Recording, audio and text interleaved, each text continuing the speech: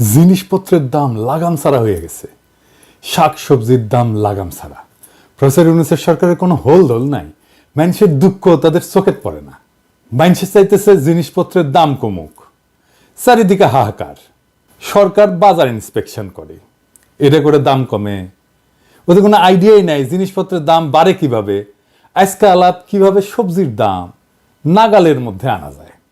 এটাও হলো একটা রাজনৈতিক ইস্যু, তবে রাজনৈতিক দলের ক্ষমতা নিয়ে কামড়াকামড়ির ইস্যু না।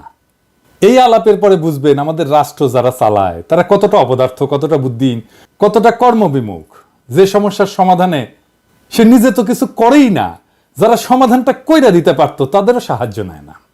তো আমি ঠিক করছি যে পলিটিক্যাল ইস্যু নিয়ে এপিসোড বানানোর পাশাপাশি কিছু জাতীয় এরকম সমস্যা নিয়ে আলাপ করব, যেগুলো আমাদের নিজেদের জীবনে সরাসরি সমস্যা তৈরি করে। শুধু আলাপটা না, আমরা আলাপ করব কিভাবে এই সমস্যার সমাধান করা যায় সেটা নিয়েও। না, আমি মনে করি না যে প্রফেসর ইউনূসের সরকার সমস্যার সমাধান কইরা দিবে। প্রফেসর ইউনূসের সরকার আমি মনে করি এটা একটা অপদার্থ সরকার। এর উপদেষ্টা যেগুলো আছে কর্মবিমুখ, কোনো ক্রিয়েটিভিটি নাই। বেশিরভাগের বয়স 70-এর উপরে। অ্যাডাল্ট ডায়াপার পরে এদের একটা অ্যাডাল্ট ডায়াপার বিষয়ক উপদেষ্টা দরকার ছিল। যাই হোক, আমি আলাপটা করবো এই কারণেই যে বেশিরভাগ সমস্যার সৃজনশীল সমাধান আছে, এটা বোঝানোর জন্য। আর আমার হেটাররা বলে যে আমি নাকি ধ্বংস করতে পারি, গড়তে পারি না। ওদের মুখে যেন আবার জামা ঘষে দিতে পারেন, সেটাও একটা লক্ষ্য এই এপিসোড করার। প্রফেসর ইউনূসের সরকার এই পরিকল্পনাগুলো ইমপ্লিমেন্ট করতে পারলে ভালো, আমি খুশি হব। কিন্তু এই পরিকল্পনা ইমপ্লিমেন্ট করা, বাস্তবায়ন করার জন্য প্রচুর উদ্যম, পরিশ্রম আর প্যাশন লাগবে, সেটা ওনাদের নাই। আসেন আজকের সমস্যা নিয়ে আলাপ করি। আলাপে ঢুকি আর কি।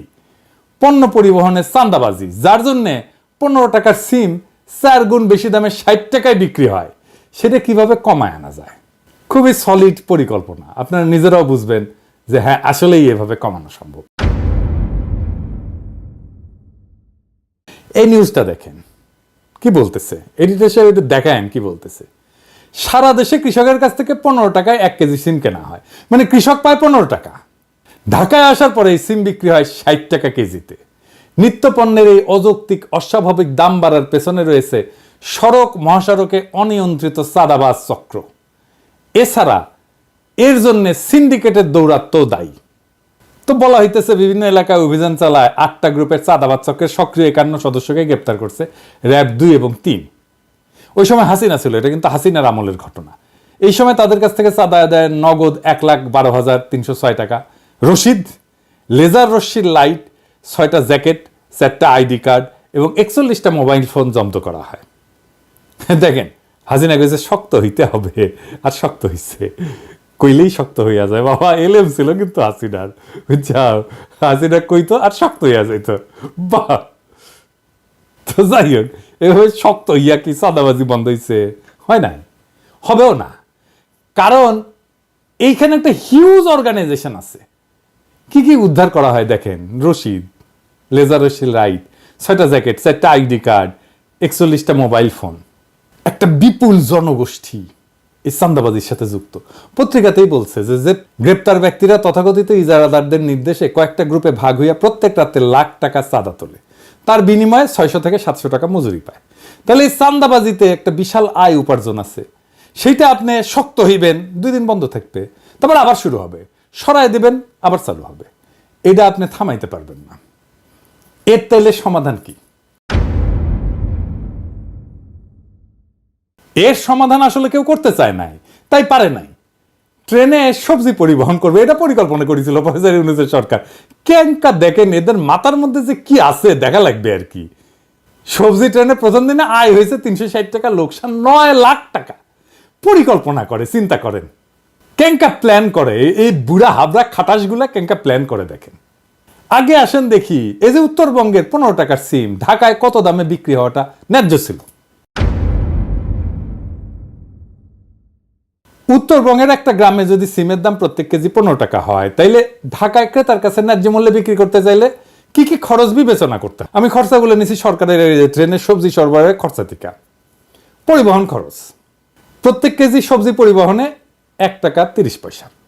তবে মাঠ থেকে স্টেশন এবং স্টেশন থেকে বাজার পর্যন্ত অতিরিক্ত পরিবহন খরচ এবং কুলি খরচ সহ পরিবহন ব্যয় প্রত্যেক কেজি 3 টাকা হইতে পারে।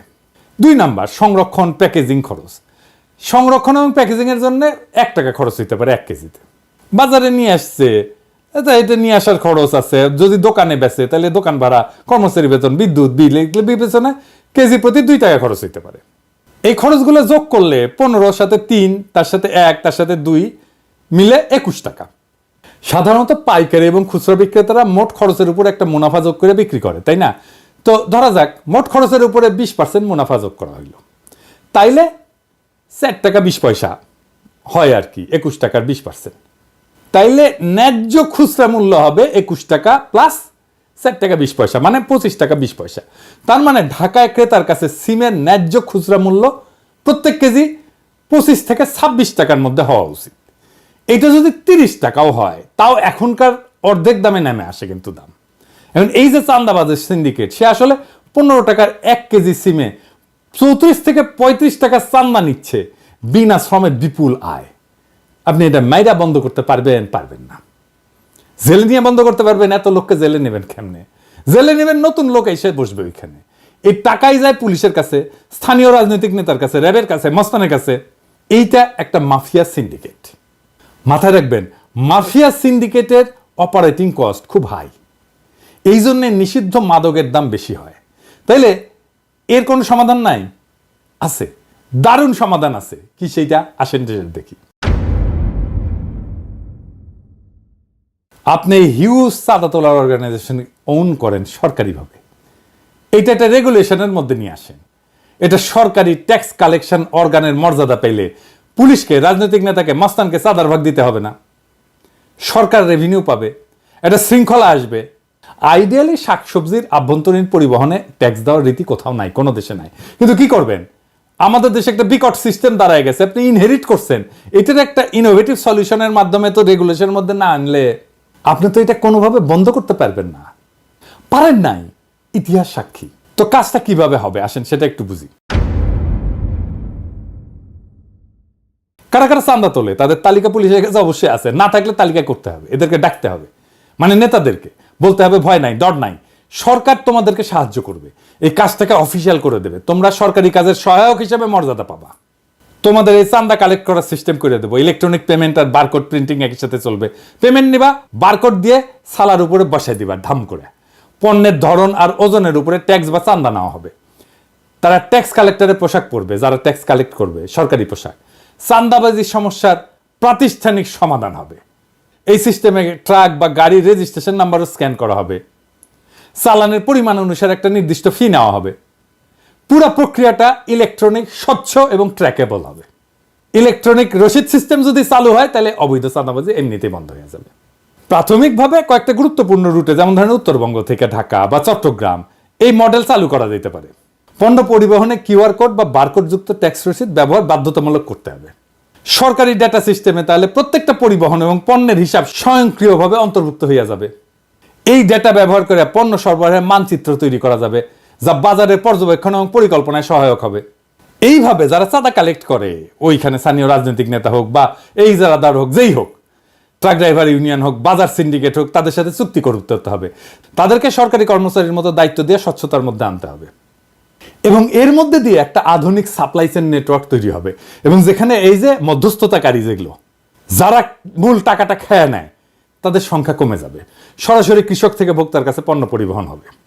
এতে কি সুবিধা হবে? চাঁদাবাজি এবং অযৌক্তিক যে সিন্ডিকেট কার্যক্রম, এটা বন্ধ হবে। রাজস্বটা সরকার পাবে। 1 কেজি সিমে এমনকি 5 টাকাও যদি চাঁদা নেয় বা ট্যাক্স নেয়, তাও সিমের দাম অর্ধেকে নেমে আসবে, 30 টাকায় নেমে আসবে। সরকারি সার্ভিস হয়, এটার জন্য, এটা চালানোর জন্য পুলিশ, মস্তান, রাজনৈতিক নেতাদের চাঁদা দিতে হবে না, তাই অপারেশনের খরচা কমে যাবে। যারা চাঁদা তোলে তারা মর্যাদা পাবে, এই মর্যাদার জন্য তারা কিঞ্চিত কম মজুরিও নিতে পারে, তাদের জব সিকিউরিটি থাকবে।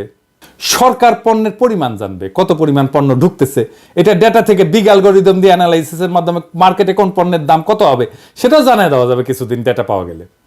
সরবরাহ এবং চাহিদার উপরে পূর্ণ নিয়ন্ত্রণ আসবে, পরিকল্পনা অনেক সহজ হবে, কোনো পণ্য অযথা নষ্ট হবে না, অতিরিক্ত পণ্য আসবে না বা কম পণ্যও আসবে না। কৃষি পণ্য সরবরাহের উপরে পূর্ণ নিয়ন্ত্রণ সরকারের থাকবে, ফলে পণ্যের দাম কমে আসবে। বাজার ব্যবস্থাপনা অনেক কার্যকর হবে, কৃষক এবং পরিবহন শ্রমিকেরা দীর্ঘমেয়াদী আর্থিক সুরক্ষা এবং মর্যাদা পাবে। আমি পলিটিক্যাল অ্যানালিস্ট না, রাজনৈতিক বিশ্লেষক না। অনেকে বলে আমি বিশ্লেষণ করি না, আমি অ্যাক্টিভিস্ট। আমি সবাইকে একটা লক্ষ্যের দিকে ধাবিত করি। আমি শুধু ভাঙতেই জানি না, আমি করতেও জানি। আপনারাই সাক্ষী, আমি অনেক পরিকল্পনা দিছি, অনেক সৃজনশীল পরিকল্পনা দিছি নানা ক্ষেত্রে, অনেক সৃজনশীলভাবে সমস্যার মূলে গিয়া গইরা দিতে জানি। এটাই আমার প্রফেশন, এটি আমার পেশা। এই কাজে সাহায্য চাইলে আমি আনন্দের সাথে সরকারকে সাহায্য করে কাজটা করে দেব। কিন্তু মুশকিল হয়েছে কি, আমারে ভয় পায়, ডরায়। তাদের ধারণা পিনাকি তো আমাদের উড়াই দেবে, পিনাকি যদি আরো জনপ্রিয় হয়ে যায় তাহলে তো বিপদ। এমনিতেই প্যারিস থেকে প্যারা দেয়, কঠিন প্যারা দেয়, তারপরে আইসা মাঠে নেমে কাজ কইরা জনগণের সাথে মিলা আর কি প্যারা যে আমাদের দেয়, আমাদের তো উস্তাই দিবে। আপনাদের এখন মনে হচ্ছে না যে এইটা একটা চমৎকার সমাধান হইতে পারে আমাদের এই জ্বলন্ত সমস্যার? আমি যদি এরকম পরিকল্পনা দিতে থাকি একের পর এক, তাহলে পাবলিকে এমনিতেই বাম্বু দেবে সরকারকে, অপদার্থ বইলা। আর সবচেয়ে বড় কথা, জাতি হিসাবে আত্মবিশ্বাসী হয়ে উঠবে। ধীরে ধীরে আমাদের তরুণ প্রজন্মরা জানবে কিভাবে পরিকল্পনা করতে হয়, আউট অফ দ্য বক্স, যে একটা সমস্যাকে সমাধান করে ফেলতে হয়। সমস্যাগুলোর সমাধান খুব জটিল না। এরপরে দেখবেন নিজেরাই এইভাবে সৃজনশীল সমাধান খুঁজে পাবে বেশিরভাগ সমস্যা। সেই দিন বাংলাদেশের সাধারণ মানুষ নিজের হাতে নিজের নির্ভরতার চাবি নেবে। আর সেই দিন আমার ছুটি। সেই দিন ওই যে কোলাহল করি সারাদিন মান, কারো ধ্যান ভাঙিব না, নিশ্চল নিশ্চুপ আপনার মনে পুরিব একাকী গন্ধবিদুর ধূপ, আপনাদের সুখের সংসারে গ্যাঞ্জাম বাধাইতে আসবো না। আমার নাম দিছে বিএনপির লোকেরা, আমি নাকি গ্যাঞ্জাম ভট্টাচার্য, আমি খালি গ্যাঞ্জাম করি। তবে আমি বাঙ্গু এলিটদের কাছে মূর্তিমান আপদ হিসেবে বিবেচিত হইলেও বাংলাদেশের সাধারণ মানুষ আমার কথা মনে রাখবে অনেকদিন। ওইটাই আমার বিজয়, ওইটাই বাংলাদেশের সাধারণ আম জনতার বিজয়, ওইটাই বাংলাদেশের দরিদ্র মানুষের বিজয়, যাদের বিজয় বাঙ্গু এলিটেরা ছিনাই নিছে বারে বারে। ওরা একদিন ঠিকই নিজের বিজয়কে নিজেই রক্ষা করতে পারবে। সেই দিন আমাদের মুক্তি। ইনকিলাব জিন্দাবাদ।